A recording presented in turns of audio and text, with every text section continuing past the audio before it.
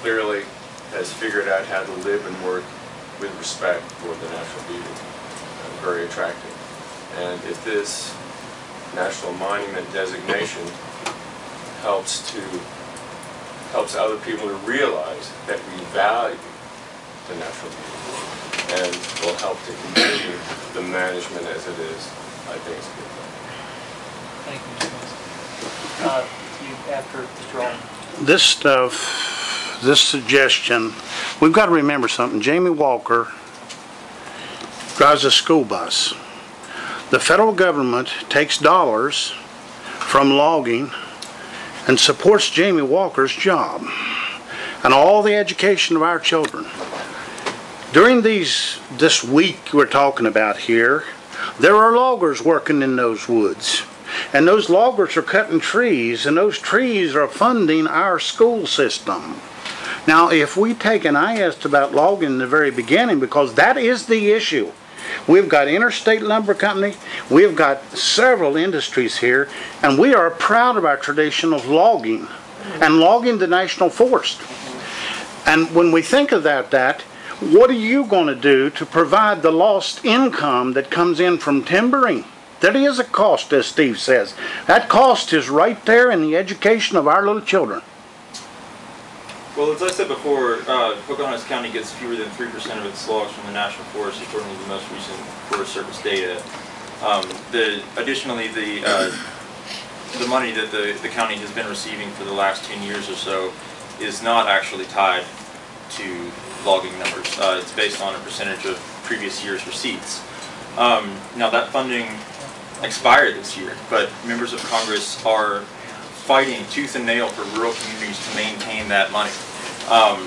And with this landscape not being a place that provides a lot of even that 3% of logs, if that money from Congress goes away and this money goes down, it's not because this place is going to become a national monument. I mean, there are so many other national forest lands in the county where logging is, as I said earlier, emphasized, and we would even encourage, growth in the logging industry on those areas. But most of our logging, again, comes from private land, and, just looking at where the logging is emphasized on the national forest, you wouldn't realistically expect that to affect the school money that we do receive.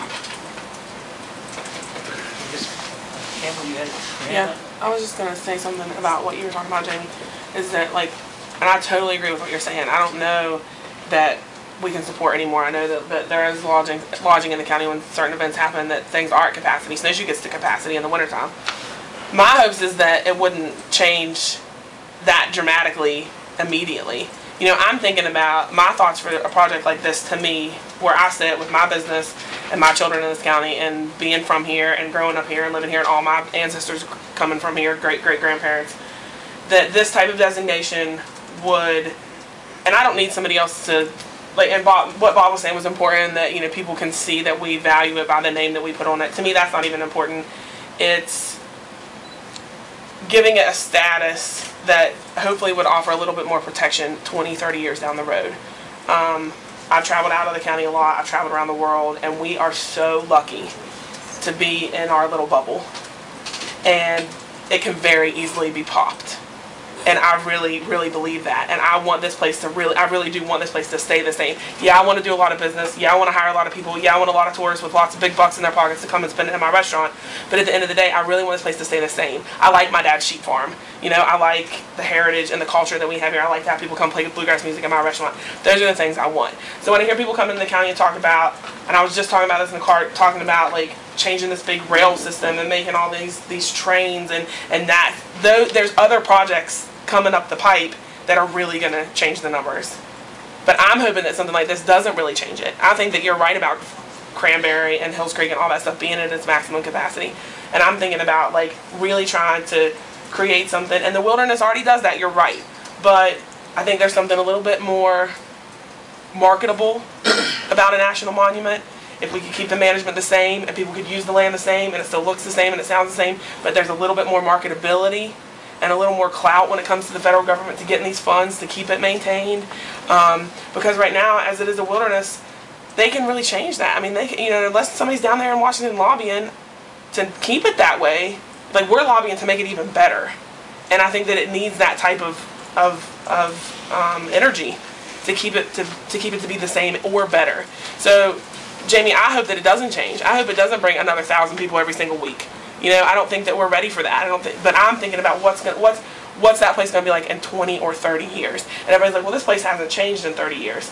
The world is changing so fast. I'm not willing to gamble, just like with other industries, that they're going to be looking for our best interests. And that's why these projects are a collaborative. They talk to the tourism board. They're talking, like Mike has gone around and I've helped him go around and talk to all these different entities to have it be a collaboration and listen to your concerns and have that voice of like, we really need to preserve the hunting. We really need to preserve the fishing. Like, it's really, really important. And hopefully we can do that. Yeah, but once it goes into a national monument, the local control has no more control at this point. We don't have, How much control do we have right now? We don't have any We don't have any control right now. In charge of it. Mr. No, but I don't know of any federal land that don't allow you to hunt and fish on it. I know of a lot of national monuments that don't allow you to hunt and fish on But are it. those monuments managed by the Forest Service? That I don't really know.